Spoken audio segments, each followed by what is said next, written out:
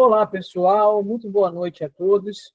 Hoje, na nossa segunda terça-feira do mês, a gente está indo para a sexta aula do curso de Milagres e Parábolas de Jesus, com Marco.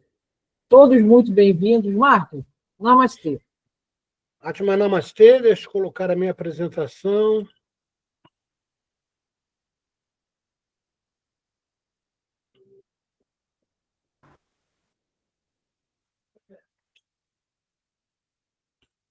Está aparecendo, Marco. Está aparecendo sim. Ok. Então, vamos lá. Hoje nós vamos falar de uma aula especial que traz uma informação que é quase que, vamos dizer assim, inédita, né? Que aborda os conhecimentos que nós podemos constatar hoje, no século XXI, conhecimentos do nosso Mestre Jesus. E os principais ensinamentos ocultos, a gente praticamente já falou sobre todos eles em cursos passados, mas não correlacionando as palavras de Jesus com o ensinamento em si.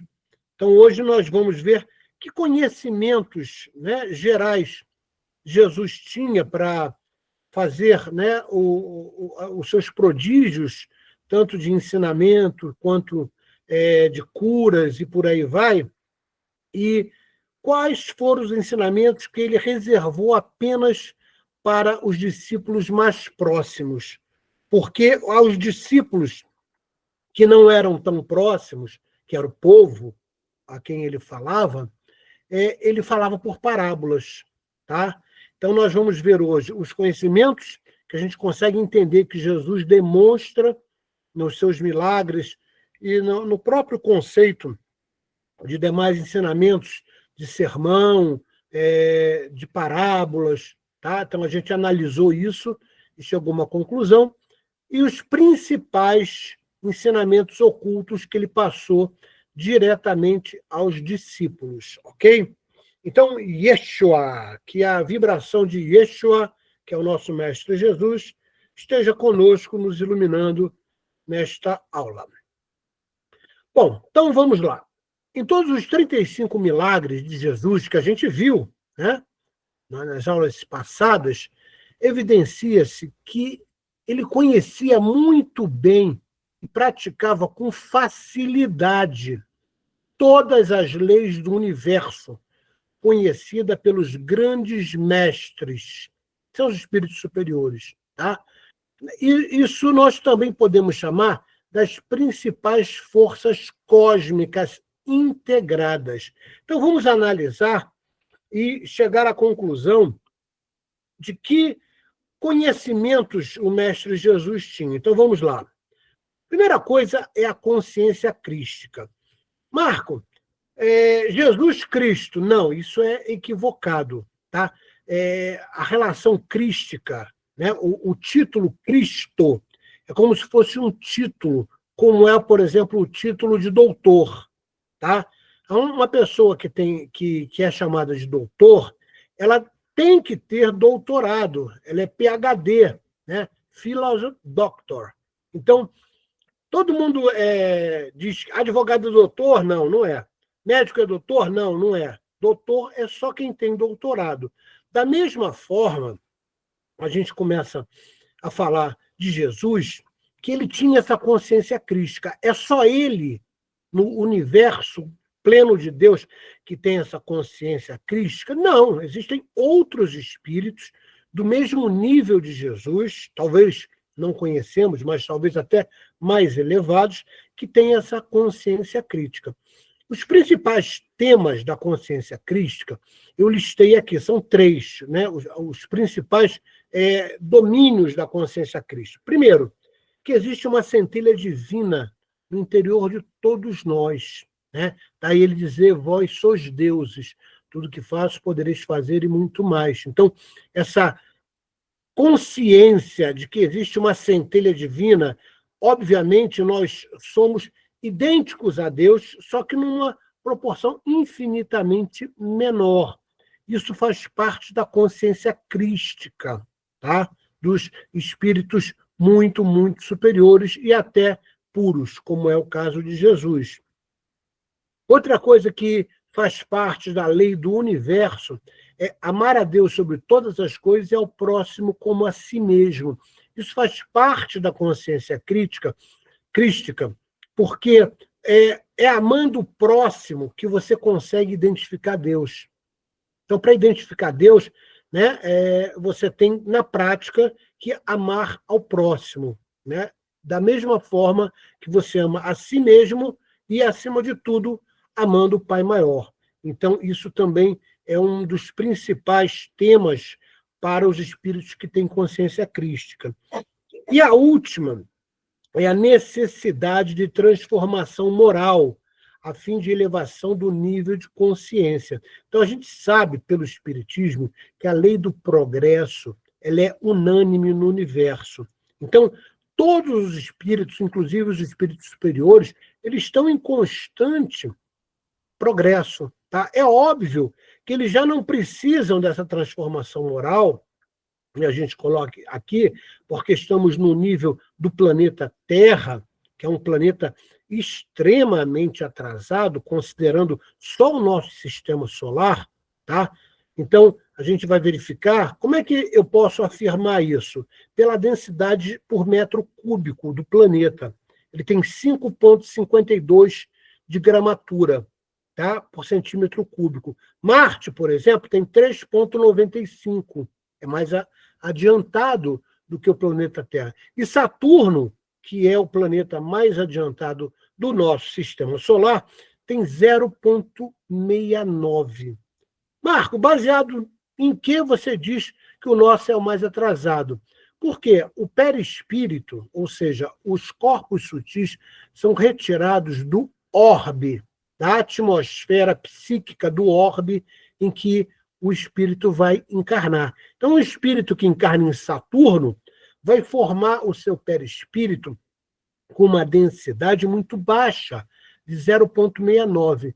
O que encarna, por exemplo, em Marte, vai ser mais denso, porém muito menos denso do que no planeta Terra. Ele retira, né, do orbe marciano, né, 3,95 de gramatura por centímetro cúbico, tá, para formar os seus corpos sutis. Já quem encarna no planeta Terra, que ainda é um planeta de expiações e provas, a caminho da regeneração, está com uma densidade ainda de 5,52. Tá? Então, essa necessidade de transformação moral é específica para as almas que encarnam no planeta Terra. Então, esse é uma força, a consciência crística é uma força cósmica, ok? Então, as principais, vamos dizer assim, características dessa força cósmica que é a consciência crítica. A segunda é a utilização dos princípios herméticos, Hermes Trismegisto, né? Ou chamado Rei Tote, como era chamado no Egito Antigo.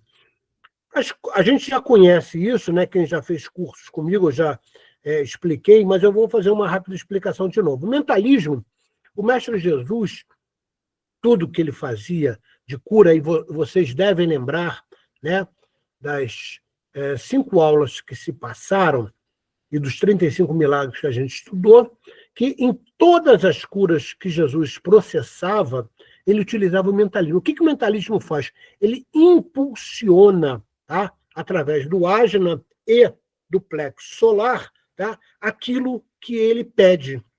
Ok? Então, o mentalismo é uma força do universo. O universo é mental. Tá? Então, o mentalismo faz parte dessas forças cósmicas integradas daqueles espíritos chamados superiores. A correspondência é uma outra face desses princípios herméticos. É o conceito de que como é em cima é embaixo, como é dentro é fora. Existe uma correspondência entre o microcosmo humano, por exemplo, e o macrocosmo universal. Tá? Então, são coisas idênticas. Me dá um exemplo, Marco. Buraco negro, por exemplo. Existe buraco negro no universo e existe buraco negro no corpo humano, tá? Então, isso é apenas um exemplo que a lei da correspondência ela é real e ela faz parte desses princípios herméticos que constam de uma força cósmica, ou seja, a pessoa tem que conhecer como trabalhar. E uma vibração, tudo no universo vibra, tá? E tudo que vibra tem um teor de vibração. Quanto maior for a vibração, maior a possibilidade, por exemplo, de cura. Então, Jesus, quando operava suas curas, a gente viu, né, ele aumentava o poder vibracional dele e transmitia, por muitas vezes, pela força eletromagnética, que a gente vai ver mais aí na frente. Tá? Então, a vibração é um conceito também da consciência de força cósmica. A polaridade, tudo no universo tem polaridade. Tá? E polaridade, de um lado ou de outro, não significa que um é melhor que o outro. A polaridade são os extremos e a dupla forma de que todas as coisas que existem no universo são criadas. Tudo que existe no universo tem polaridade. Tá? Tanto é que, por exemplo, quando a gente está com um defeito moral, por exemplo, a maledicência, tá? O que a gente faz? A gente despolariza aqueles estímulos de memória no campo mental. Quando você está, por exemplo, doente, né, e a doença é a ausência de elétrons, você polariza, tá, o agregado de determinadas células. Então, a polaridade faz desses princípios, né, que Jesus conhecia muito bem. O ritmo, tudo no universo tem ritmo. Tá? Se você olhar o nosso corpo humano, a respiração, o batimento cardíaco, né, a forma como as estrelas pulsam, tá? Tudo no universo tem ritmo. A lei da causalidade, que é a relação da causa e efeito, ou seja, o plantio é livre, mas a colheita é obrigatória. Então, nós temos que ter cuidado, né, sobre essa relação da causa e efeito. E, por último, o gênero, ou seja, tudo no universo também tem gênero. É o princípio masculino, o princípio feminino. Tá? Essas forças se integram e, na realidade, fazem parte, por exemplo, do conhecimento do nosso Mestre Jesus, que se utilizava de tudo isso enquanto, por exemplo, fazia as curas que nós vimos, ok? O terceiro grupamento de forças cósmicas está ligado aos elementos do universo. Primeiro, o éter. Tá? Éter é um nome que foi dado por Kardec, também Leon Denis usava, mas na realidade a gente sabe que é o fluido cósmico. Tá? Então, o fluido cósmico permeia tudo. Tudo que você possa imaginar, tá, é permeado pelo as suas atitudes, suas palavras, tá, suas emoções, tudo que o universo do nosso Pai é plasmado nesse fluido cósmico, ok? Então, ele é um elemento do universo que faz parte de uma força cósmica. Por quê? Porque, por exemplo, nós, quando pensamos alguma coisa, fazemos uma prece para alguém que está longe, tá? A gente utiliza o fluido cósmico para ser uma espécie de carreador dessa prece até chegar, né, no outro extremo do nosso mundo. Por exemplo, faço uma prece aqui, agora, para uma pessoa que está na China. Tá? E é fora do tempo e do espaço isso. Tá? O fluido cósmico ele tem uma relação, né, fora do tempo e do espaço. Okay? O fogo, nós sabemos que todos os elementos do universo, por exemplo, o fogo, tem, né, os seus primórdios, ou seja, aqueles elementais que trabalham no fogo, que no caso do fogo são as salamandras. Tá? Os elementais são aqueles que ajudam a formar os mundos, são aqueles que organizam e conseguem, vamos dizer assim, gerenciar tudo que existe nos orbes, tá? Então, o fogo não é diferente. O ar, representado pelos elementais, silfos e sílfides, que Jesus conhecia muito bem e sabia manipular tudo isso, tá? Então, quando Jesus acalma, por exemplo, uma tempestade, lembra, no alto mar, ele manipulou o quê? Os fluidos, né, que envolvem o ar e, ao mesmo tempo, acionou os elementais do ar, que são os silfos, as sílfides, e por aí vai. Tá? A terra, os gnomos, tá? Que formam a relação do corrimento das placas tectônicas, tá? E a água, que são as sereias, os tritões, tá? Todos os seres aquáticos, que são espíritos, que são trabalhadores do universo. E Jesus conseguia, com muita propriedade, gerenciar isso. Tá? Exemplo típico, quando ele manda os pescadores jogarem a rede de um lado do barco. Tá? Ele gravitacionou, que é outra força que a gente vai ver já já, né, os peixes para uma determinada região, e falou para os elementais da água agruparem os peixes. Tá? Então, a gente viu na prática, através da análise dos 35 milagres que nós estudamos, que Jesus conseguia gerenciar isso com muita facilidade. E ainda as interações de força, a força gravitacional, como foi o caso dos peixes que eu falei, né? Ele usou a força gravitacional para agrupar os peixes, ou seja, ele limita o espaço dos peixes e manda, né, e dá um comando para os elementais da água, fazer com que os peixes fiquem concentrados para que os seus discípulos possam jogar a rede e pegar os peixes.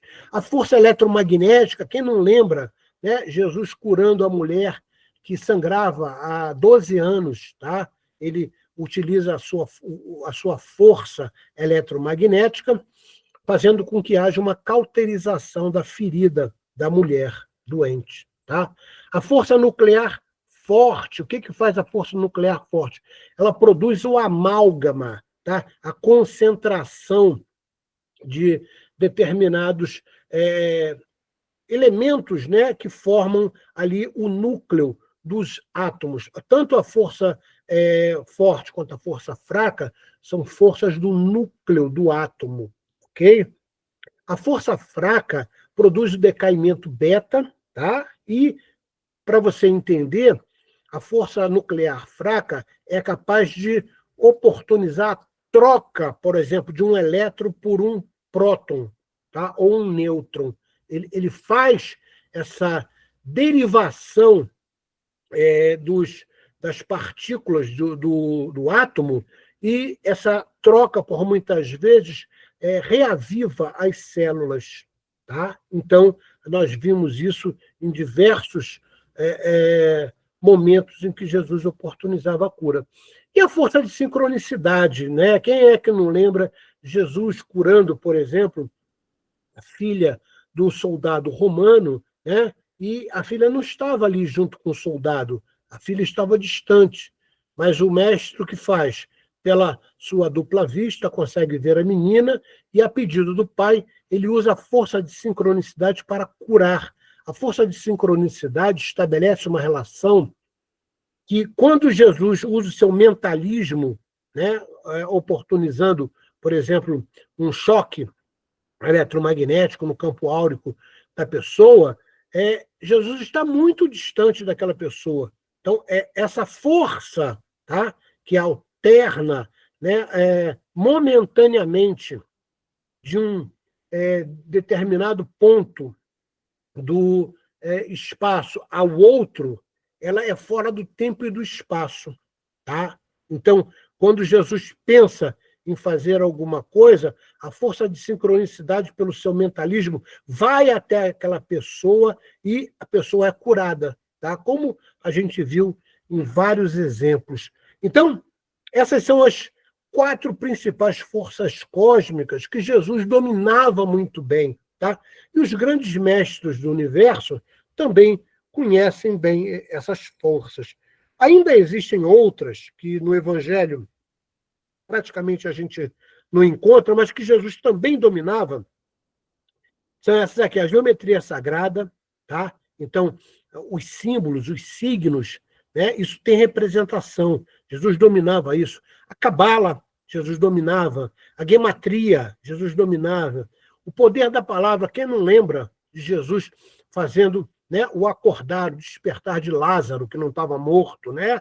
E Jesus nunca, em seus milagres, violou as leis do Pai. Então, se Lázaro tivesse morto, o cordão fluídico, que nós chamamos de cordão de prata, já estaria rompido. Não, ele estava em estado letárgico, né?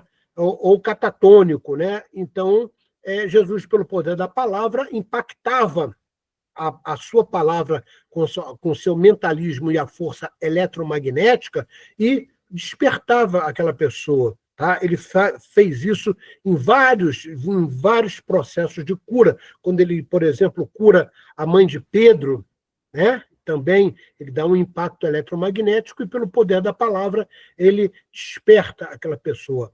Acústica vibrada, tá? Que é outra coisa que também, né, é conhecida pelos grandes mestres do universo. Tá? A astrologia, a anatomia e fisiologia do corpo sutil, o gerenciamento dos reinos da natureza, mineral, vegetal, animal, elemental e hominal.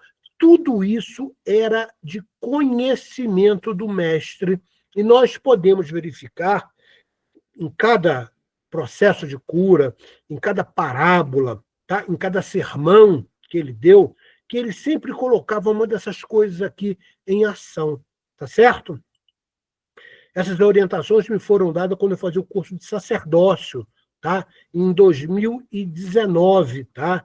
E a primeira vez que eu revelei essa informação aqui foi numa palestra esse ano ainda, que eu dei aí no Rio de Janeiro, tá? Então eu revelei, eu achei que era oportuno também falar nesse nosso curso. Então fica a dica aí de quais eram os conhecimentos que Jesus tinha, que colocava em prática, que na realidade são princípios, né, universais da força cósmica, que na realidade são integrados, como eu falei para vocês. Ele usava o mentalismo junto com o eletromagnetismo, ele manipulava, por exemplo, os elementais da água, né? Então Jesus conhecia tudo isso aqui, tá? E esses aqui são outros conhecimentos. O nosso Novo Testamento não revela muito, tá? Não dá exemplos que a gente poderia citar, mas nós sabemos que Jesus dominava isso também, ok? Então fica a dica aí de quais foram os conhecimentos do nosso querido mestre que podemos verificar nos milagres que já estudamos, tá? E a partir da próxima aula estaremos vendo, né, os ensinamentos do mestre dado à população, tá? A forma que ele trabalhava com exoterismo.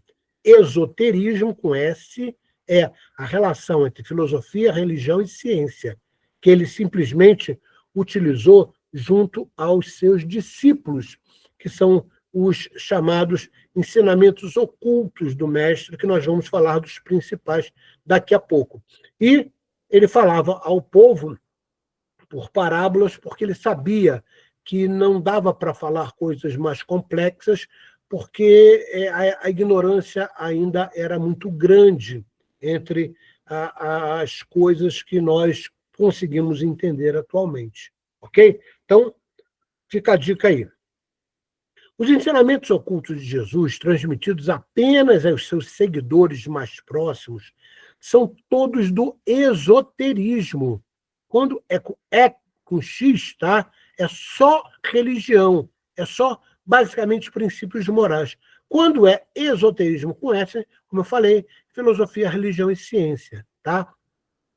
Muito, muito próximos aos ensinamentos orientais, como o hinduísmo, tá? No Bhagavad Gita, no Srimad Bhagavatam, né? Os sutras do budismo, tá? Então, todos esses ensinamentos esotéricos de Jesus, na realidade, como eu falei para vocês, são conhecidos pelos grandes mestres do universo. Tá? Krishna, né, foi um grande mestre do universo. Buda também foi considerado um grande mestre do universo. Então, eles conheciam isso. Então, quando você analisa os sutras do budismo, você vai verificar que muitas coisas que Jesus falou, tá, eles já também falavam. Tá? Não existe uma exclusividade. E são conhecimentos, como eu falei para vocês, conhecidos por todos os grandes mestres, tá? Que sempre, sempre recomendam o autoconhecimento. Todos os grandes mestres do hinduísmo, né, do budismo, dos conceitos, né, que foram libertos, os conhecimentos, nas grandes epopeias do Himalaia e por aí vai, sempre primam pela necessidade do autoconhecimento, como está escrito lá na Baía de Delfos, no Templo de Apolo. Conhece-te a ti mesmo. Tá? Essa é a grande necessidade. E, porém, a população geral, Jesus ensinava apenas o quê? Os princípios morais e religiosos, tá? Para boa conduta. Por isso ele falava por parábolas, tá? Mas para os mais próximos, ele ensinou o esoterismo, tá? Coisas com mais profundidade que acabam abarcando aquelas coisas que a gente viu no slide anterior, ok? Iniciamos com os principais ensinamentos ocultos de Jesus, através de afirmações do mestre que não foram devidamente desdobradas e até mesmo mascaradas pelo Império Romano em muitos aspectos do Novo Testamento, a fim de submeter os cristãos ao poder manipulador da Igreja. Tá? Isso aqui a gente sabe que foi real, que o Império Romano acabou deturpando, né, os ensinamentos do Mestre Jesus. O Novo Testamento é cheio de remendo, tá? E traduções mal feitas, tá? Que foi desde o aramaico, do hebraico, do grego, né? Depois para o latim. Então, essas manipulações de tradução acabavam que o copista escrevia, às vezes, o que ele achava que era melhor. Parecia até o Supremo Tribunal, atualmente, interpretando aí a Constituição.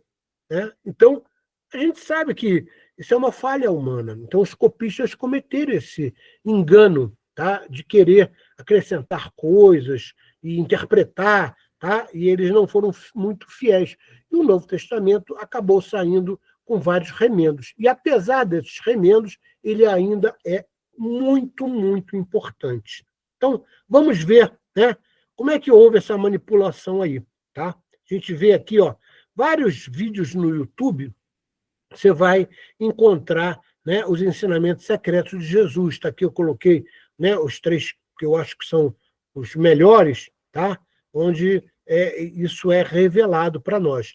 Então, vamos lembrar alguma coisa que já foi falada em aulas passadas e até em outros cursos. Né? A primeira coisa, né, que a Igreja católica desvirtuou e acabou fazendo uma deturpação foi o verdadeiro conceito de religião. Tá? Então, a Igreja Romana manipulou e inicia exatamente a sua deturpação dos ensinamentos do mestre através, primeiro, do conceito de religião. O verdadeiro conceito de religião foi orquestrado por um romano que estudou na Grécia, chamado Marco Túlio Cícero, tá? Que, né, viveu entre 106 a.C. até 43 após, né, o antes de Cristo ainda. Ele foi um brilhante e mais importante filósofo, historiador, escritor e advogado do Império Romano, tendo tido a oportunidade de conhecer os ensinamentos sagrados dos egípcios. Né? Então, ele conheceu, né, os princípios herméticos, né, que eram passados pelo deus Tote, lá no Egito Antigo. E dos filósofos gregos, né, Sócrates, Platão, Aristóteles. E, com esses ensinamentos, Marco Túlio passou a entender e divulgar o conceito de religião, que derivava da palavra religio, do latim. Significa coisas sagradas que merecem respeito e veneração. Tá? Então, no latim, a melhor forma de representar essa palavra era relegere, ou seja, o ser humano tem que fazer uma leitura interna, uma releitura interna, olhar para dentro de si e identificar que dentro de si existe uma centelha divina. O Deus que nos habita, que é imanente em todo o cosmos, está dentro de nós. Então, nós não precisamos ir para nenhum local, não precisa ir para a igreja, não precisa ir para o centro espírita, não precisa ir para o centro de Umbanda para encontrar Deus. Tá? Quando vocês normalmente vão a esses locais, é para buscar uma orientação sobre as atitudes, a forma de proceder no mundo, tal. Mas para encontrar Deus, quando a mente cala, Deus fala. Então, é um ditado antigo, é essa releitura interna. Por isso, Marco Túlio Cícero disse que a melhor tradução para religião era relegere, ou seja, uma leitura interna. Tal conceito era aceito pelos romanos, nessa época aqui, praticamente algumas dezenas de anos antes do nascimento do Mestre Jesus, até a oficialização de um novo conceito no Concílio de Nicéia. Ou seja, no Concílio de Nicéia, 300 anos depois da morte do Cristo, tá, houve uma reunião dos interessados pela Igreja Católica e eles reviveram esse conceito de Marco Túlio Cícero, que era considerado magnânimo em toda Roma, tá? E todo mundo aceitava, inclusive os próprios cristãos, os primeiros cristãos, das primeiras décadas depois da morte de Jesus, era unânime, tá? E simplesmente a gente vai ver que Constantino produz uma alteração e vamos entender como é que isso aconteceu. Flávio Valério Aurélio Cláudio Constantino, que era o chamado general Constantino, que posteriormente se torna imperador, tá? Que viveu entre 272 depois de Cristo até 337 depois de Cristo, tá? Era filho do imperador romano Constâncio I, que faleceu em 306 depois de Cristo, e aí ele assume as tropas e decide que, na realidade, ele queria unificar o poder romano. Tá? Nessa época, era a tetrarquia. Tá? Existiam outros, vamos dizer, magistrados que reinavam em Roma. E ele queria unificar isso. Então, Constantino I passou a compartilhar o título de Augusto, tá? De magnânimo, de Roma, tá? Com os imperadores regentes Magêncio, que era filho de Maximiano, Licínio e Maximino. Tá? Então, esses quatro é que formavam a chamada tetrarquia, na época de Constantino. Tá? Licínio Magêncio e Constantino dividiam o governo do Império Romano no Ocidente. E os outros dois, tá, eram, vamos dizer assim, os patriarcas, do Império Romano no Oriente. Okay? Então, eram os quatro que, na realidade, dividiam o poder romano. Então, Constantino era apenas um deles. Porém, ele tinha aspirações de ser o único governador de todo o Império Romano. Então, em outubro de 312, Constantino avançou para um confronto com Magêncio, pois pretendia dominar de forma exclusiva o Império Romano do Ocidente.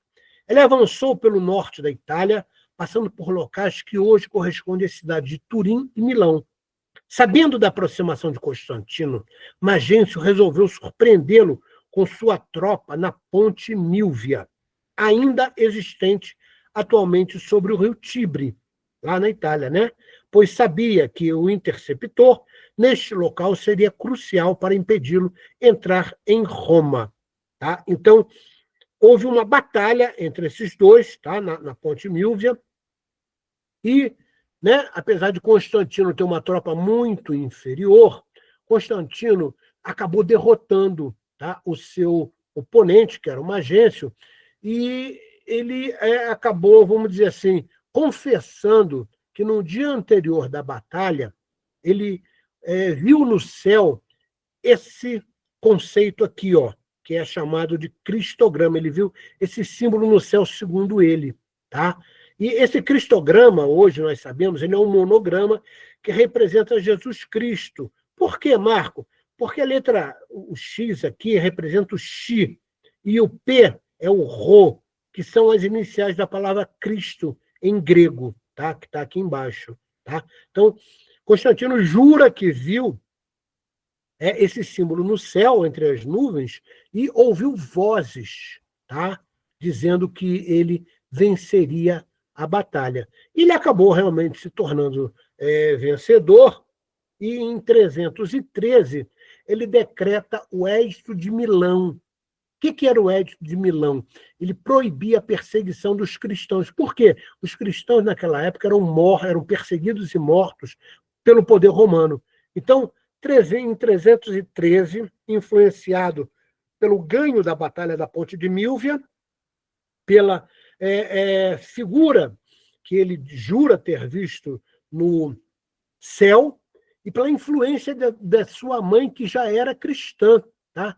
Ele acaba publicando o Edito de Milão, que proibia a perseguição dos cristãos, ou seja, os cristãos, a partir daquele momento, teriam a prática, vamos dizer assim, do cristianismo liberta, ou seja, sem nenhum tipo de perseguição.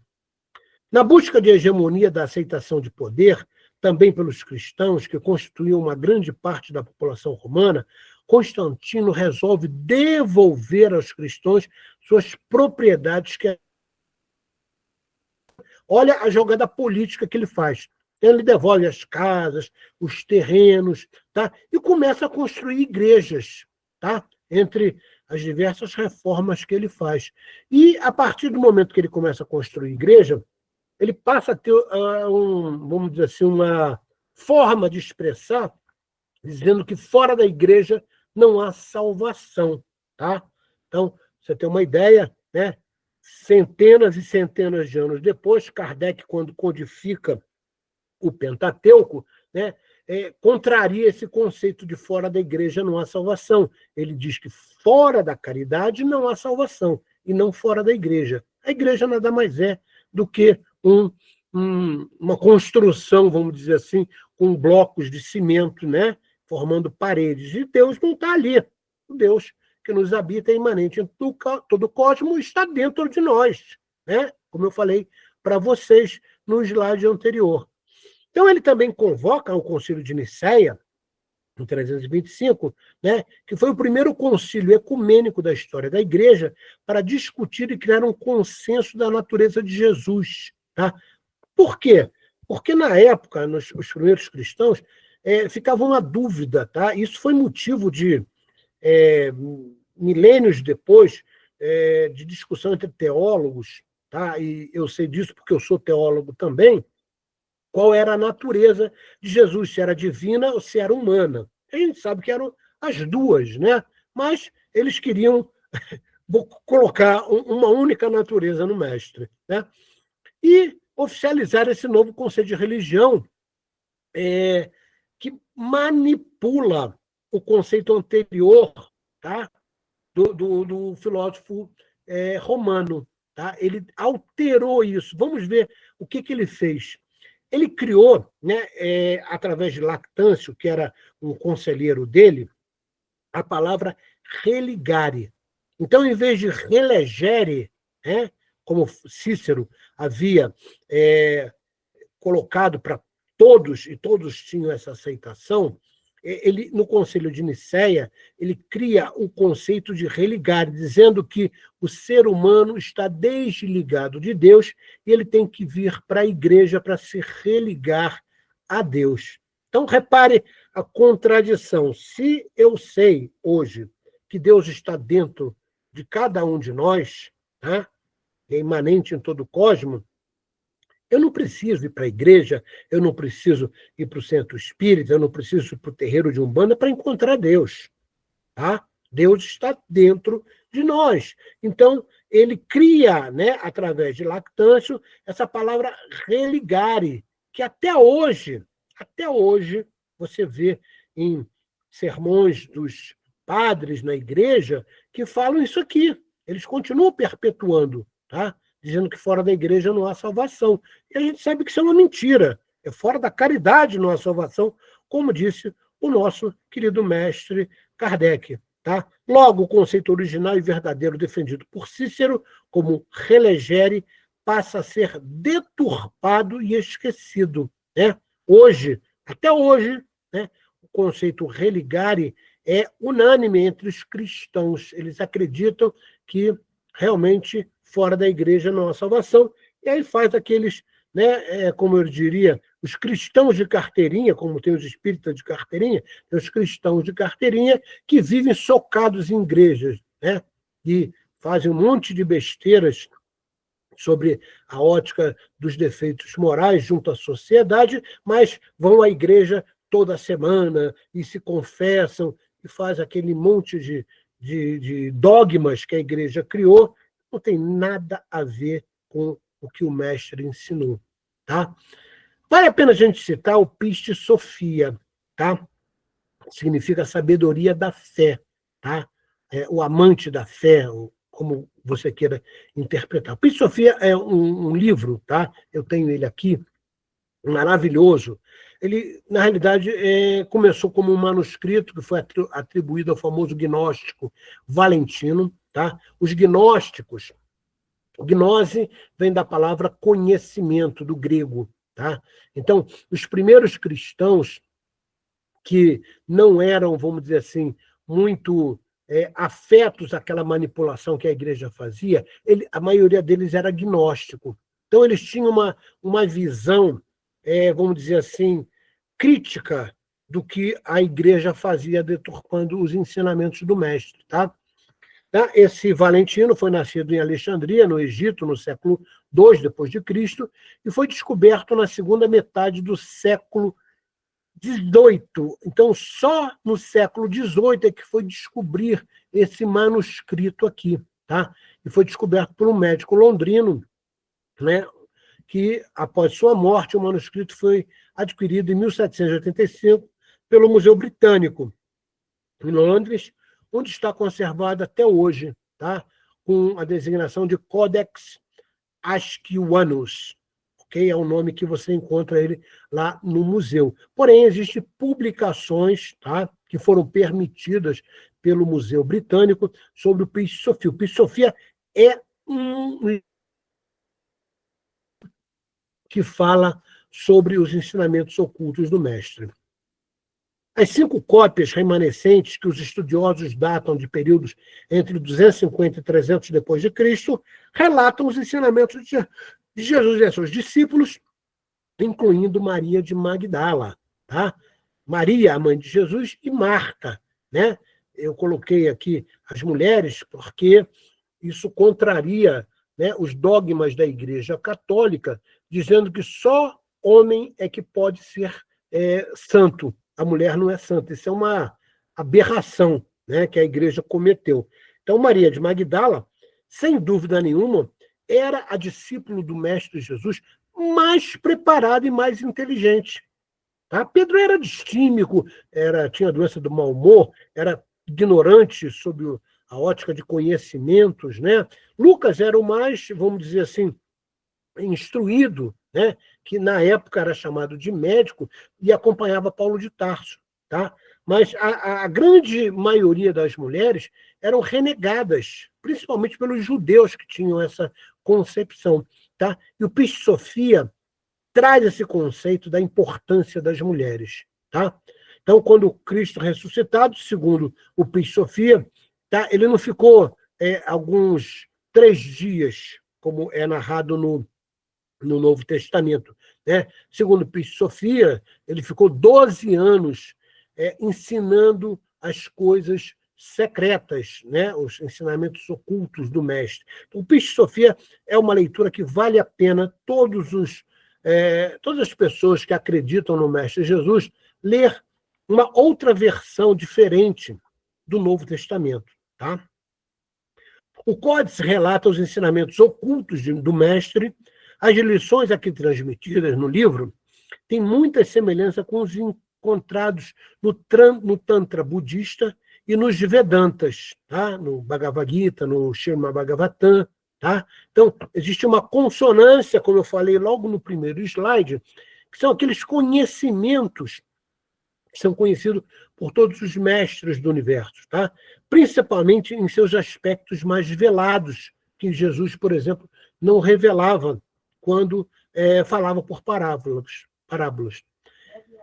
Essa correspondência entre os ensinamentos das diferentes tradições é observado por Helena Blavatsky, que sugere ao estudioso. Então, olha o que Helena Blavatsky fala, e ela analisa também o Piste Sofia, né? Blavatsky é vamos dizer assim, a fundadora da teosofia, né? Que é uma forma de estudar e de entender as coisas sagradas maravilhosa. Olha o que ela fala sobre o Piste Sofia. Leia Piste Sofia à luz do Bhagavad Gita. Olha que interessante. Do Anugita e de outras escrituras. E então os ensinamentos de Jesus no Evangelho gnóstico se tornarão claros, desaparecendo incontinente os véus do texto literal. Né? Como a gente sabe, os ensinamentos do Mestre Jesus não estão devidamente desdobrados no Novo Testamento. Muita coisa foi oculta propositalmente nos concílios que teve, né, o primeiro concílio de Nicéia, mas teve inúmeros outros concílios onde eles iam retirando as coisas que não interessavam ao poder romano. Tá? E a gente vai ver onde é que isso foi parar. Ademais, as maiores autoridades do cristianismo primitismo têm acentuado que constitui-se num dos mais importantes monumentos do gnosticismo. Tá? Então, os próprios cristãos, os primeiros cristãos, admitiam que o Piste Sofia tinha ensinamentos muito interessantes, às vezes reconhecido como o próprio cristianismo primitivo, devido à profundidade, beleza e inspiração de seus ensinamentos. Então, né, você viu aqui a Helena Blavatsky recomendando a leitura, né, e os próprios cristãos, tá, primitivos admitiam que ele era um ensinamento muito profundo. Grupos de estudiosos das doutrinas esotéricas de Jesus sugerem que o Códice foi elaborado a partir da compilação das reminiscências de ensinamentos de Jesus, captados diretamente por seus discípulos, que teriam sido transmitidos após sua morte, aqueles 12 anos, né, que eles comentam aqui, quando o mestre estaria, então, revestido em seu corpo sutil. Então, esses ensinamentos de Jesus, né, naquela história de ressuscitação, a gente sabe que ressuscitação não existe, Jesus ensinava, né, através da densidade do seu corpo espiritual. Tá? Ele conseguia praticamente se materializar e, estando junto com os seus discípulos mais próximos, ele passou as coisas mais importantes do reino. Ok? Então fica a dica aí do Piste Sofia.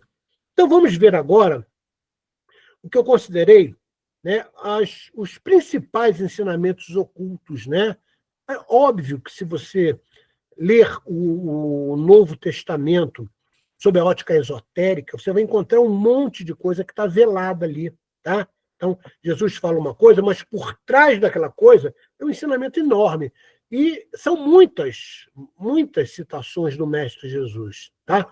E o Mestre Jesus deixou claro que o ensino tem uma unidade, ele é unânime. Tá? O conhecimento ele tem uma unidade que foi perpetuada, né, no Egito Antigo, na Grécia Antiga. Tá? Tudo isso Jesus veio remodelar, falar de uma forma mais simples, tá?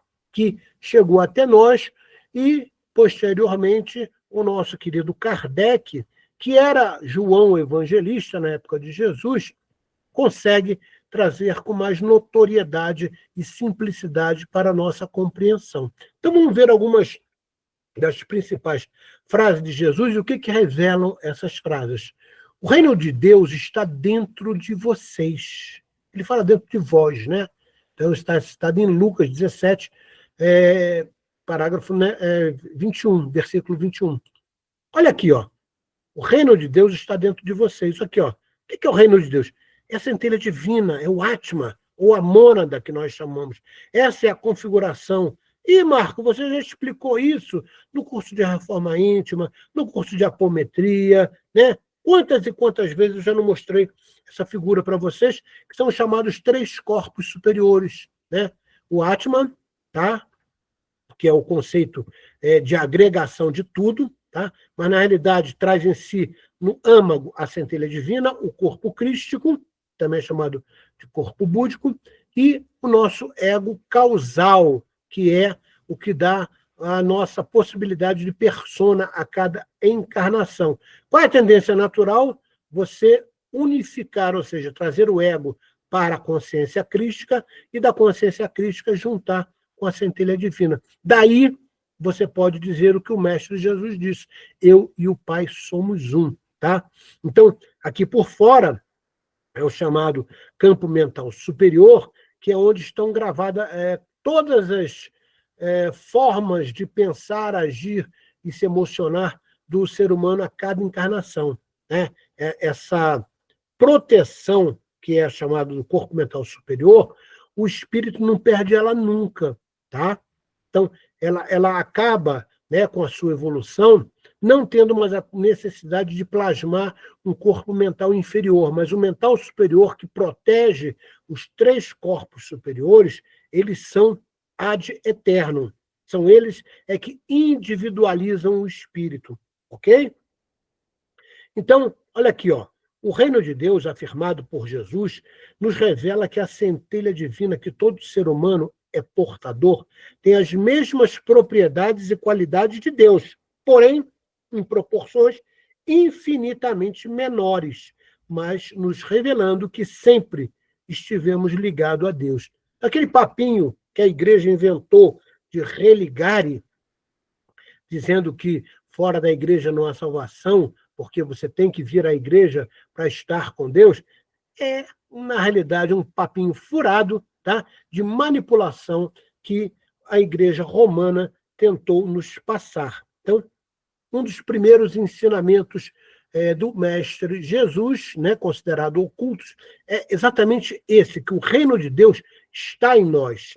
Tá? O reino de Deus habita em cada um de nós. Então, vale a gente refletir sobre a necessidade da expansão dessa centelha, a fim de o quê? Unificar, né, ao exemplo que foi dado pelo nosso Mestre Jesus, que é o chamado corpo crístico, e desadensar esse ego, ficando uma coisa só. Tá? Olha aqui, ó, continuidade. Em João 10, no versículo 30, eu e o Pai somos um. Isso revela o quê? O que eu acabei de falar. Olha aqui, qual é a tendência da evolução do espírito? É perder corpos. Então, quando nós, né, atualmente temos 3 corpos superiores, né? Corpo, né, divino, que é a centelha, o corpo crístico e o ego periférico. A tendência é o quê? Quando você está em processo de depuração, ainda em expiações e provas, você começa a desadensar isso, tá? Você ainda é um espírito imperfeito, porque o seu ego ainda está muito, não só dinâmico, mas tomando conta ainda das suas atitudes, pensamentos e por aí vai. A tendência com o processo evolutivo do espírito, é você se iluminar. E quando você se ilumina, você desadensa o ego de tal forma que ele se unifica ao corpo crístico. Ele passa a ter as mesmas propriedades vibracionais do corpo crístico. Aqui você é um espírito bom, tá?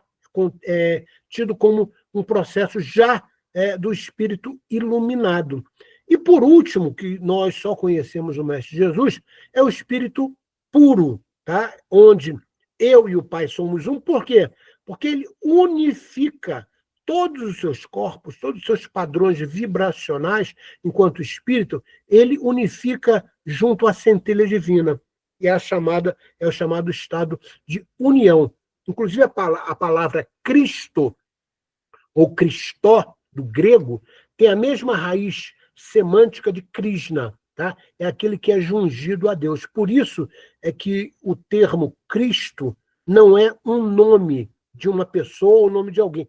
É um, vamos dizer assim, título. Cristo é um título. Existem vários espíritos que são portadores desse título de Cristo, tá? Obviamente habitam, né, outros orbes, né, e, vamos dizer assim, estiveram presentes em outros orbes, dando os mesmos exemplos que Jesus nos deu aqui. Por quê? Porque Deus trabalha em unidade, onde os seus trabalhadores têm a mesma forma de atuar em todo o universo, ok? Então, nesse caminho aqui de evolução, alguns progridem mais rápido, outros mais lentos. Por quê, Marco? Por causa da livre escolha de cada um, de livre-arbítrio, né? Muitas pessoas acabam tendo escolhas erradas e acabam perdurando mais o que a gente chama de roda de Sansara, que é o reencarnar, né? Sem parar, para poder desadensar, ou seja, para depurar. Tá? Essa afirmação aqui, né, eu e o Pai somos um, de Jesus, nos ensina que ele, após ter passado por todos os processos que cada um de nós vem passando para a ascensão, também chegaremos ao estado de Cristo. Tá? Então, como eu falei, é aquele que é jungido à energia divina. Então, fica claro que Jesus, né, e aí responde ao questionamento de inúmeros teólogos, sempre teve a natureza humana. Ele foi um humano como nós, que galgou exatamente esse desadensamento e essa unificação dos corpos para chegar, né, como governador do nosso orbe e poder dizer, eu e o Pai somos um. Então, isso é um ensinamento profundo do nosso querido mestre, que João nos revela no capítulo 10, no versículo 30, ok? Outro ensinamento oculto. O olho é a lâmpada do corpo. Se o teu olho é simples, todo o teu corpo será cheio de luz, que o mestre falou. Então, vamos entender. Que olho é esse? É o chamado terceiro olho, é a unidade formada a testa e o ajna. O chakra da testa também é conhecido como Guru Chakra, tá? E, obviamente, junto com a coroa. Então, quando Jesus fala o olho simples, ele está falando da unificação desses 3 chakras que formam uma unidade que oportuniza um nível de consciência elevado. Você, né, junta o ajna, que está aqui entre vamos dizer assim, os olhos, que é o nível de consciência, a testa, que trabalha junto com a coroa, e você, na realidade, consegue ter um conceito de unidade. Esse conceito de unidade é por isso que o mestre, em outras referências, fala, se o teu olho é simples, né, como está aqui, ó, o teu corpo está cheio de luz. Então, é isso, se o olho é simples, se você unificou, né, os chakras da ajna, da testa e da coroa, tá? Você passa a ter um nível de consciência mais... Lâmpada. Por que lâmpada, Mar? É que ilumina e mostra o caminho. E você deve lembrar que o mestre é o caminho, a verdade e a vida. Então, é seguir os passos de Jesus. A lâmpada nesse ensinamento aqui é para clarear a sua consciência e você seguir os caminhos do mestre, tá? Se teu olho é simples nessa unificação, ou seja, ele não está na dualidade influenciado pela matéria, tá? Então, todo o teu corpo, físico e sutil, será cheio de luz, ou seja, puro, translúcido, de alta vibração. Isso está em Mateus. Então, repara, se você ler só o que está em azul, o olho é a lâmpada, né? O olho é a lâmpada do corpo. Se o teu olho é simples, todo o teu corpo será cheio de luz. Não dá para entender se eu não fizer uma análise esotérica aqui. Através dessa análise esotérica, a gente consegue entender o que o mestre estava nos passando. Por isso é chamado ensinamento oculto, que está por trás das palavras. E aqui está exatamente, né, a materialização do que essa frase representa, né? O conceito de alinhamento dos chakras, tá? Onde há uma unidade na forma de atuação pelo olho simples, que é o chamado terceiro olho, que o conhecimento esotérico chama de terceiro olho, como Helena Blavatsky citava, né? Então, os 7 chakras primordiais são considerados pelas culturas milenares, são esses aqui, tá? Que a gente encontra, por exemplo, na yoga, tá? E o conhecimento védico também reproduz isso na medicina chinesa. A doutrina espírita acrescenta o chakra esplênico, esse aqui, ó. Por que que a doutrina espírita acrescenta o chakra esplênico, Marco? Porque o baço, ele é o filtro do sangue. E a correlação do sangue, ele é proporcional ao que a gente chama de fluido vital. Então, é o sangue o conceito depurativo do nosso fluido vital.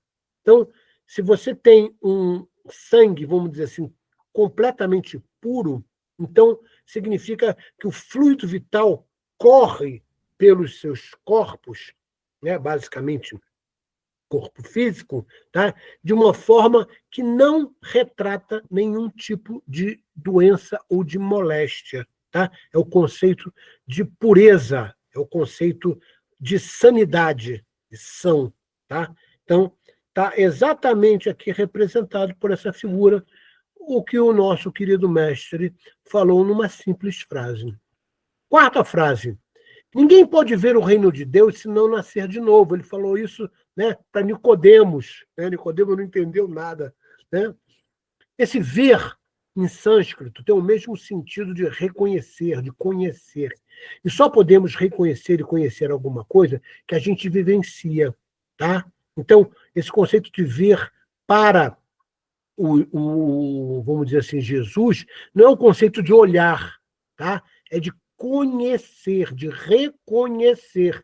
E para isso acontecer, você tem que vivenciar aquilo que você, vamos dizer assim, aprendeu, ou te ensinaram, ou que você ouviu falar. Então, ninguém pode ver o reino de Deus.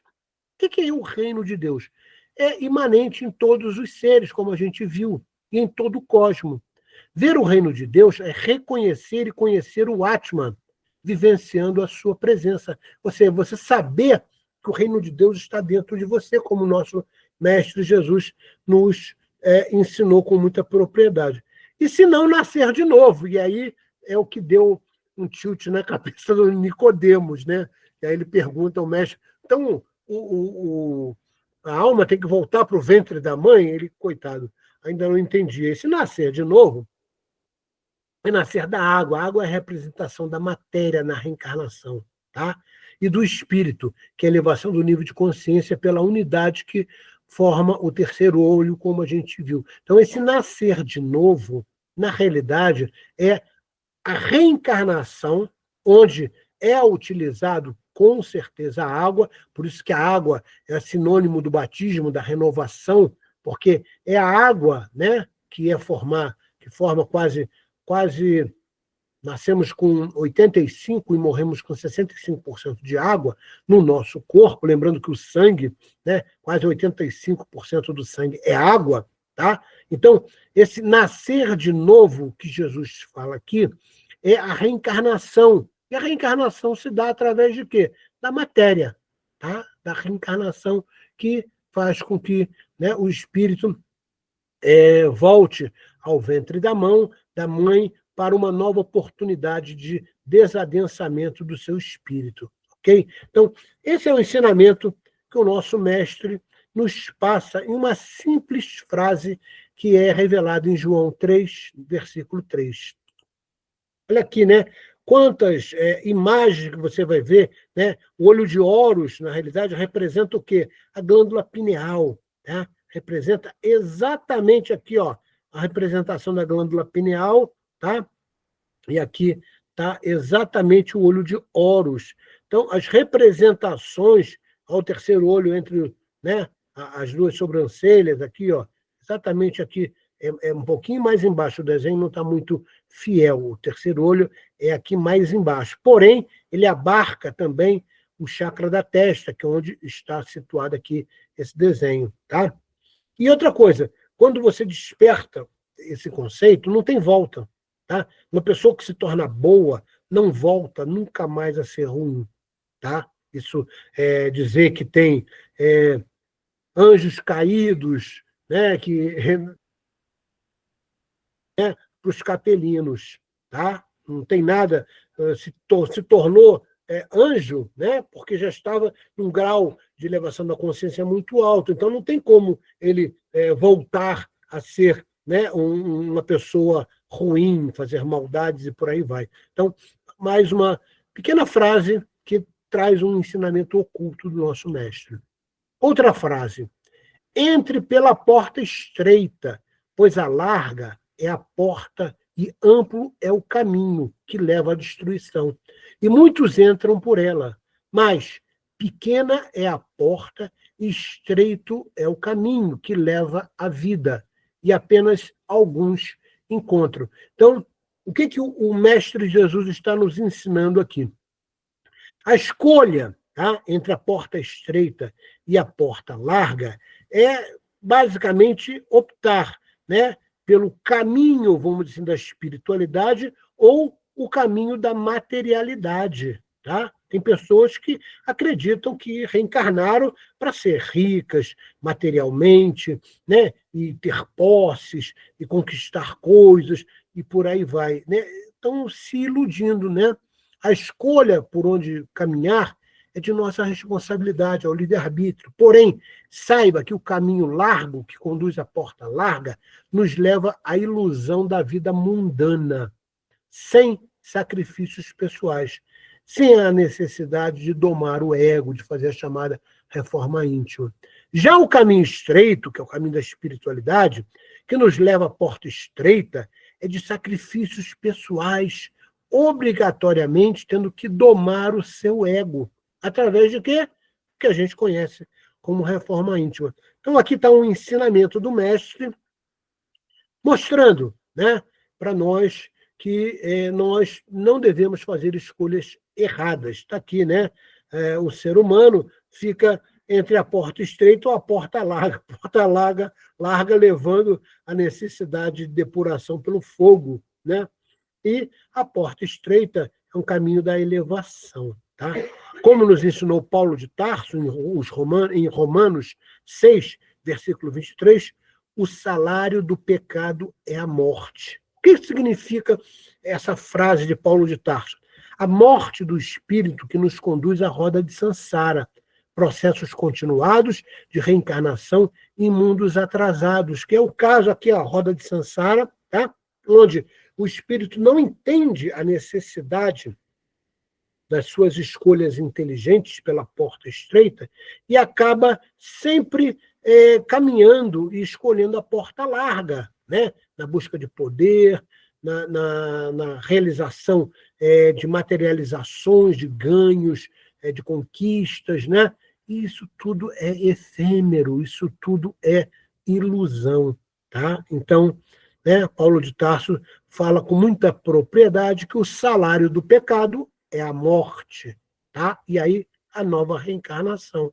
Porque o espírito que é imortal, que crê em Jesus, em tudo que ele nos ensinou, sabe que não existe a morte, o que existe é uma passagem para um outro plano. Outra frase: eu sou a videira, vocês são os ramos. Se permanecerem em mim e eu em vocês, produzirão muitos frutos. Olha o que Jesus está nos ensinando aqui, né, na passagem de João 15, versículo 5. Eu sou a videira. O que é a videira? É o corpo crístico, que dá origem ao caminho da luz a ser seguido. Ramos são as almas individualizadas, portadores do corpo crístico, que devem escolher o caminho da luz, que foram os exemplos que Jesus nos passou, né? E o próprio esforço do mestre para nos mostrar como era o caminho. O caminho é de sacrifício mesmo. Tá? A gente não veio aqui, né, para passar por bonanças, né? Bonanças e coisas maravilhosas. Nós viemos aqui para aprender. E, às vezes, o aprendizado, não acontecendo pelo amor, acontece pela dor. Né? E é o que a gente mais vê, né, na atual encarnação aí dos que nos cercam. Se permanecerem em mim, ou seja, seguirem a sua própria luz, vão permanecer, né, com o corpo crístico orientando. E eu em vocês, ou seja, crendo na imantação do corpo crístico, que nós somos portadores, ou seja, se você se unificar o teu ego com as relações vibracionais do corpo crístico, você vai produzir muitos frutos, que é a vida de virtudes e de caridade. Tá? Caso contrário, você vai ser igual a figueira seca, que não produz os devidos frutos e, na realidade, acabam sendo amaldiçoadas por si mesmo. Tá? Então, olha quantos ensinamentos numa pequena frase que nos é revelado em João 15, versículo 5. Tá? Então, aqui, né, só para lembrar, o corpo crístico, tá? Que todos nós somos portadores, e aqui está a nossa evolução desde o reino mineral, nós somos simples e ignorantes, tá? Marco, um dia nós fomos pedra? Não, nós não fomos pedras, mas o espírito que somos, que foi individualizado apenas no reino hominal, começou sua jornada como princípio. E aí veio galgando, né, uma evolução, onde aqui no vegetal ele aprende a ter instintos, já no animal aprende a ter emoções. Depois ele faz estágio nos reinos elementais, inclusive vai para outros mundos, tá? Até ser individualizado totalmente e ser chamado de espírito. Tá? Esses são os estados que todos nós passamos. Daí a gente poder entender a frase, né, que nascemos simples e ignorantes. Esses são os chamados estados ascensionais que levam ao conceito que a gente já viu de união. Tá certo? Outra frase. A vocês, ele está falando dos discípulos próximos, tá? Escolhidos por Jesus antes de encarnarem. Todos os seus apóstolos foram escolhidos antes de encarnarem. Tá? Não pense vocês, vem cá, vou te fazer pescador de homens. Não, aquilo já estava tudo planejado. A espiritualidade trabalha com planejamento. Então, a vocês, está falando para os discípulos, foi dado o conhecimento dos mistérios do reino dos céus. São as verdades divinas, que são chamados ensinamentos ocultos. Mas a eles, que é o povo, né, ele ensinava por parábola, porque não foi dado os ensinamentos completos do reino de Deus. Tá? Então ele falava por parábola, por quê? Porque sabia que era necessário, primeiro, haver um aprimoramento da moralidade. Tá? Então, Jesus, com muita propriedade, sabia que nem todos teriam condições de entender os mistérios do reino de Deus. Então, ele se preocupava para o povão para ensinar princípios morais que eram através das parábolas.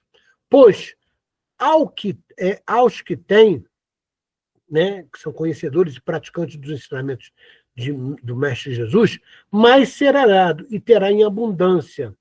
São as virtudes. Mas ao que não tem, o que tem lhe será tirado. Caramba, Marco, peraí. Você está querendo me dizer, então, aqueles que já estão no caminho, tá, cada vez mais vão receber novas virtudes, vão receber novos conhecimentos. E aqueles que ignoram, que não querem trilhar essa porta estreita, o pouquinho que eles têm vai ser tirado, tá? E eles vão fracassar. E aí vão ter que reencarnar, reencarnar, reencarnar. Por isso falo com eles por meio de parábolas, porque vendo, não veem, e ouvindo, não ouvem, nem entendem. Assim, nele se cumpre a profecia de Isaías, tá? Que Isaías falou, né, um profeta do Antigo Testamento, que aqueles que estariam com o Cristo, né, que foi personificado em Jesus, não iriam reconhecer, né, que foi o caso dos judeus, que não reconhecem, até hoje, não reconhecem, né, a virtude divina de Jesus. Dizem que Jesus, na realidade, foi mais um profeta. Tá? E eles, na realidade, pagam por isso até hoje. Então, né, essa frase que traz tantos ensinamentos, que são ensinamentos ocultos aí, que estão em vermelho, foi revelada em Mateus 13, dos versículos 11 a 15. Então, né, os ensinamentos ocultos que Jesus fazia, que era o esoterismo com S, eram transmitidos somente aos discípulos próximos dele, que ele chamou de apóstolo. E para o povão, ele ensinava por parábola, porque a primeira necessidade é a transformação moral. Tá? É o que Paulo dizia, matar o homem velho para renascer o homem novo. Então, as parábolas, na realidade, são ensinamentos exotéricos. Ok? Ainda falta mais duas ainda. Eu sou o caminho, a verdade e a vida. Ninguém vem ao Pai senão por mim. Se vocês me conheceram, conhecerão também o Pai. Quem vê a mim, vê o Pai.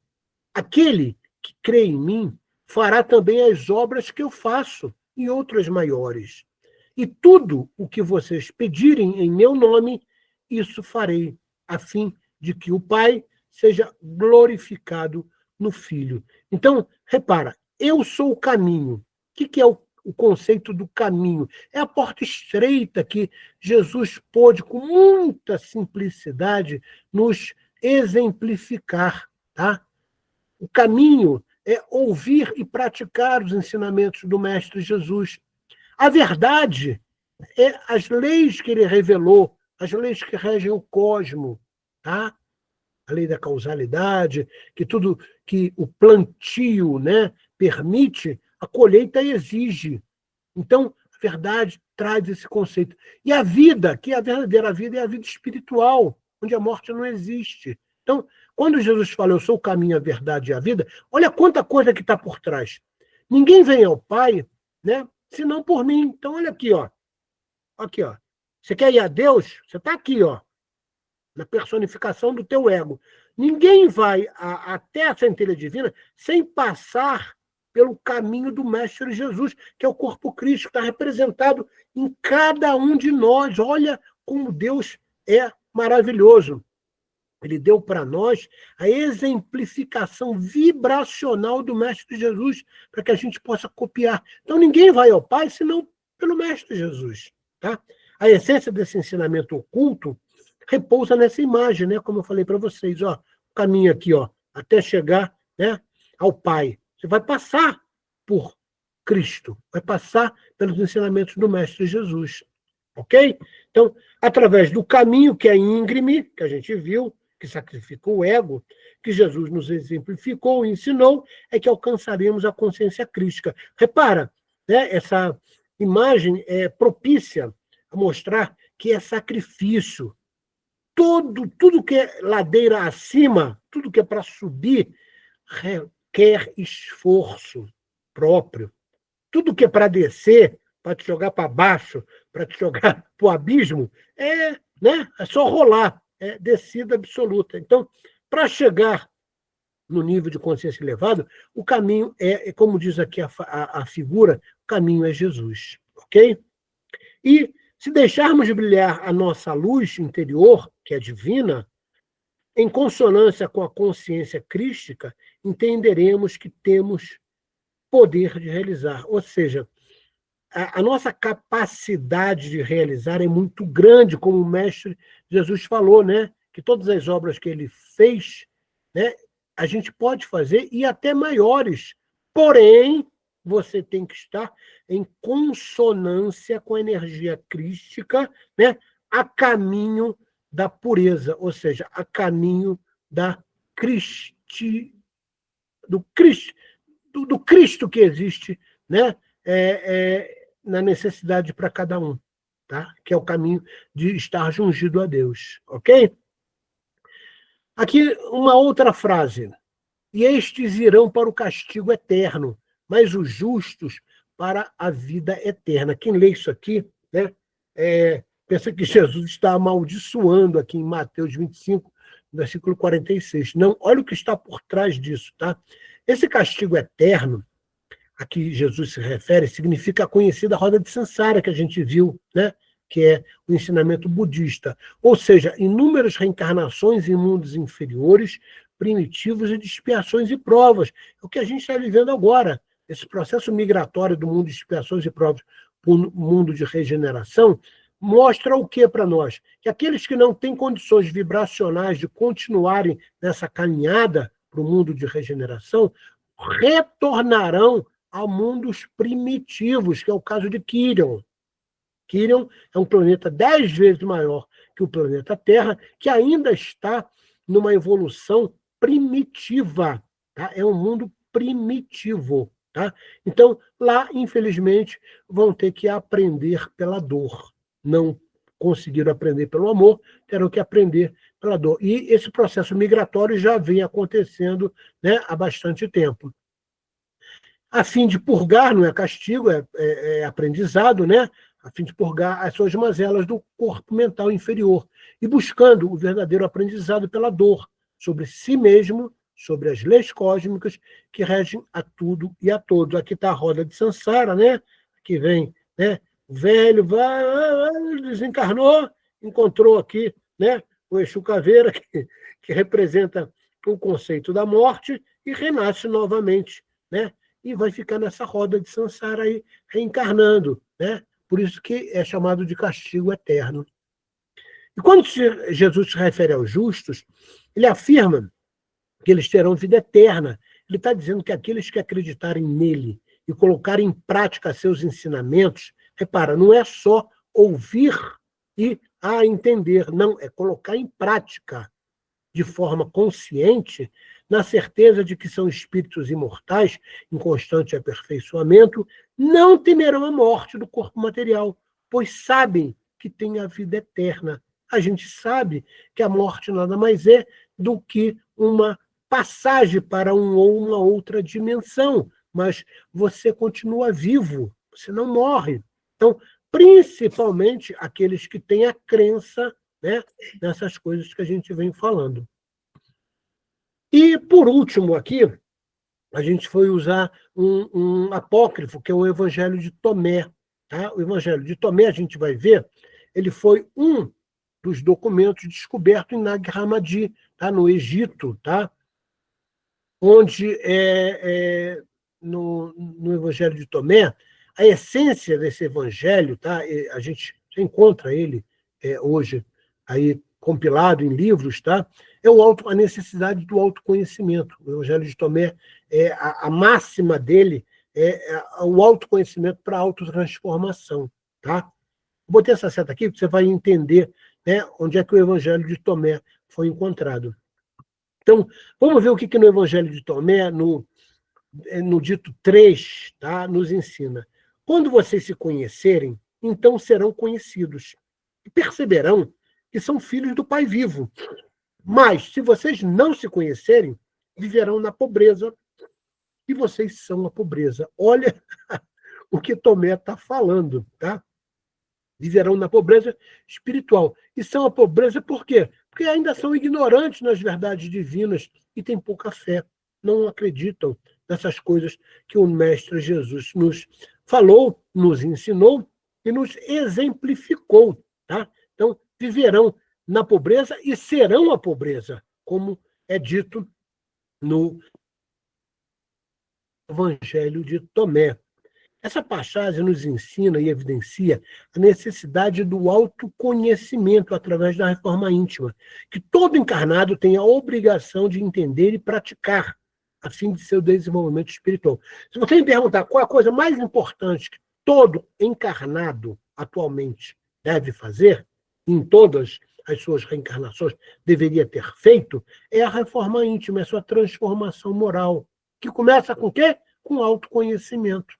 A partir do momento que você se conhece, que você sabe que você não é o corpo físico, você não é a matéria, você é um espírito imortal, né, em evolução, que você tem capacidades múltiplas que são comparadas à do Mestre Jesus, você passa a ter uma nova forma de pensar, de agir, de se emocionar, de sentir, e por aí vai. Também nos revela, né, essa afirmação, ao nos empenharmos nós nessa autotransformação moral, nós seremos reconhecidos que estamos no caminho certo, praticando a verdade e vivendo conforme os ensinamentos das leis cósmicas que foram exemplificadas e ensinadas pelo nosso Mestre Jesus. Então, repara, uma pequena frase, né, nesse dito 3 do Evangelho de Tomé, olha quanta informação, como, né, eu falei para vocês, a base do Evangelho de Tomé é a necessidade do autoconhecimento para a autotransformação. Tá? A pobreza que se refere a Jesus, que viveremos e seremos, é espiritual, carecendo de entendimento para trilhar o caminho, entender a verdade e desfrutar da vida imortal em constante evolução ao qual somos destinados devido à nossa essência divina. Então, aqui está a explicação dessa pequenina frase, né, que encontramos no dito 3 do Evangelho de Tomé. Por que eu fiz questão de pegar um apócrifo? Porque muitos ensinamentos ocultos do Mestre estão no Piste Sofia, estão nos apócrifos que foram encontrados em Nag Hammadi. Para você entender, né, o que é a biblioteca de Nag Hammadi, que foi encontrada, né, por pessoas que estavam escavando ali, né, arqueólogos, né, acredita-se que os manuscritos foram enterrados por volta do século IV depois de Cristo. Quando aconteceu isso?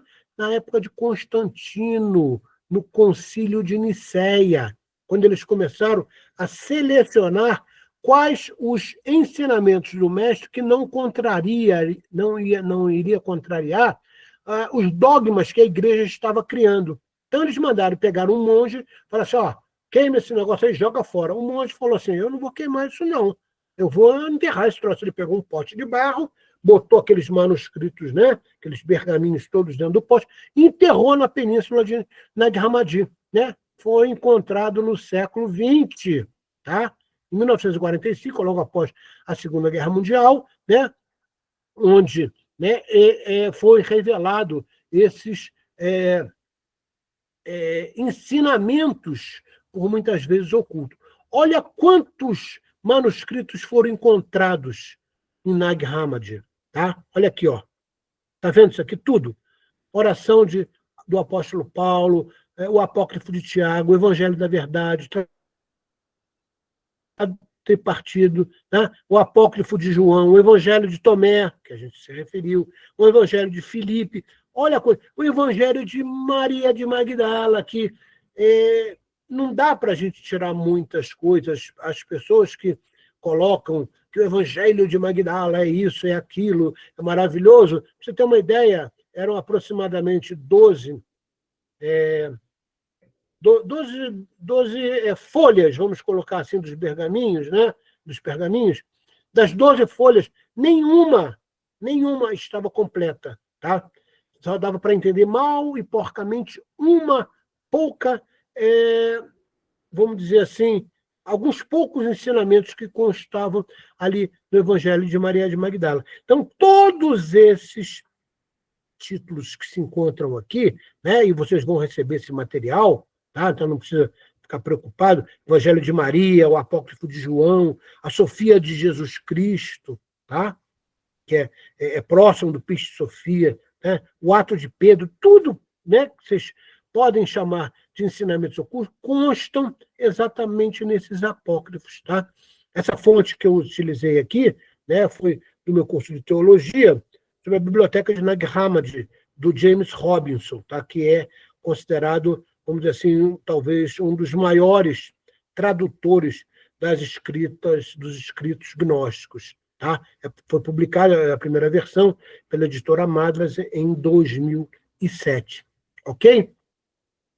Então, os ensinamentos de Jesus, que a gente vai ver, né, as parábolas, a parte esotérica, que, na realidade, estaremos falando a partir da aula 7, né, é exatamente o que a gente falou. Olha a resposta aqui isso finaliza a nossa aula de hoje.